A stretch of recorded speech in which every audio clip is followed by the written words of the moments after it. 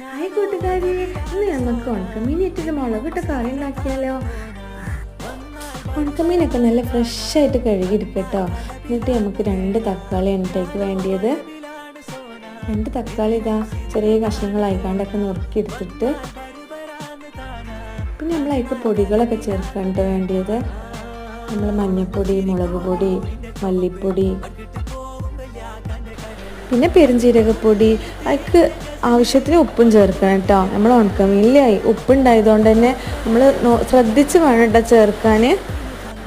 പൊടികളൊക്കെ ചേർത്തിട്ട് പിന്നെ നമ്മൾ ആവശ്യത്തിനുള്ള വെള്ളം ഒഴിച്ചുകൊണ്ട് നമ്മൾ അടുപ്പ് കത്തിച്ച് വെക്കുക കേട്ടോ. പിന്നെ ഇതൊക്കെ നല്ല തിളച്ച് വന്നതിന് ശേഷം നമ്മൾ കഴുകി വെച്ച് നമ്മൾ ഉണക്കമീൻ അതിലേക്ക് ഇടുക കേട്ടോ. ഉണക്കമീൻ ആവശ്യത്തിന് വേവിച്ച ശേഷം തീ ഓഫാക്കി വെക്കുക കേട്ടോ. പിന്നെ നമ്മൾ അതിൻ്റെ മുകളിൽ പച്ച വെളിച്ചെണ്ണ ഒഴിക്കുക.